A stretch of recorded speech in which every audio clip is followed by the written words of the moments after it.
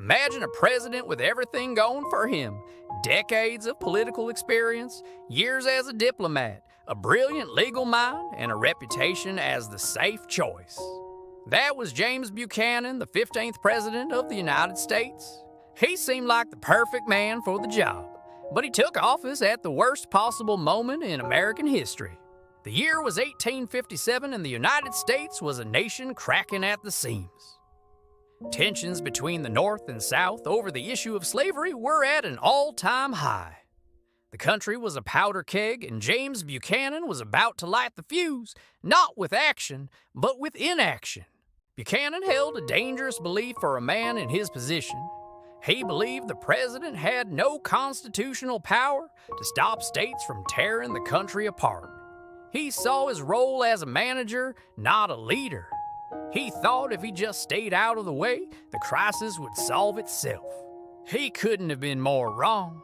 Early in his term, the Supreme Court delivered one of its most infamous rulings, the Dred Scott decision.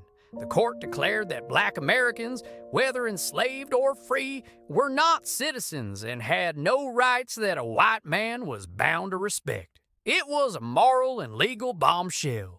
Instead of using his presidential power to challenge this decision, Buchanan openly supported it. He hoped it would finally settle the slavery question. Instead, it ignited a firestorm of outrage across the North and pushed the nation even closer to civil war. His support for the ruling wasn't just a political miscalculation. It was a moral failure that validated the South's most extreme views and alienated millions of Northerners who saw it as an attack on human dignity. Then came the crisis known as Bleeding Kansas. The territory was in chaos. Pro-slavery and anti-slavery settlers were engaged in a violent, low-grade civil war. There were fraudulent elections, intimidation, and even two rival governments claiming to be the legitimate authority. The nation looked to Buchanan for leadership. What did he do? He tried to force Kansas into the Union as a slave state, accepting a fraudulent pro-slavery constitution that the majority of Kansas residents had rejected. This move was a disaster. It backfired spectacularly, enraging the public, splitting his own Democratic Party into warring factions, and destroying what little credibility he had left. His attempt to appease the South had only made the situation worse, proving to many that he was completely under the thumb of the slave-holding elite. As the 1850s came to a close, the threats of secession grew louder and more serious. Southern states openly declared their intention to leave the Union if their demands weren't met.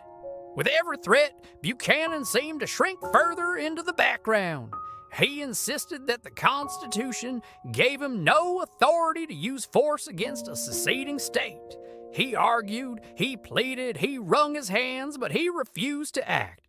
He wrote long, complicated legal arguments, explaining why his hands were tied, all while the nation was unraveling before his very eyes. He was a man trapped by his own rigid, legalistic view of the presidency, unable to see that the moment called for bold leadership, not cautious legal interpretation.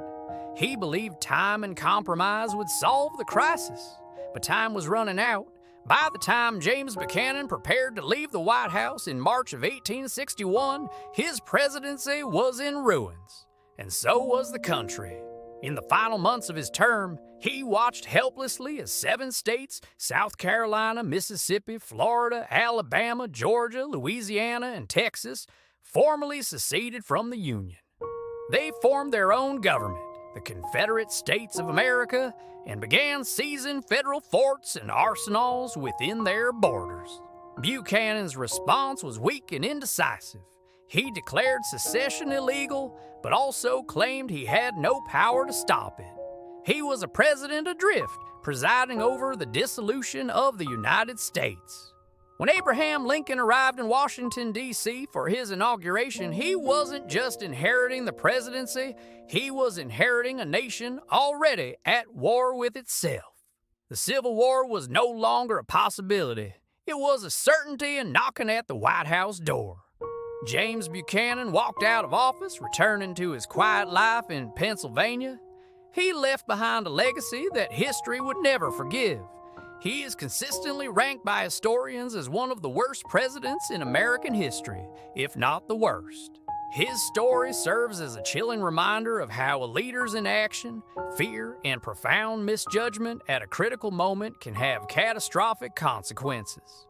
He was the cautious president who watched America break, a man whose failure to lead helped push the nation into its bloodiest and most defining conflict. Thank you for watching. If you found this story interesting, don't forget to like this video, subscribe to our channel, and hit the notification bell so you never miss a new story from history. See you next time.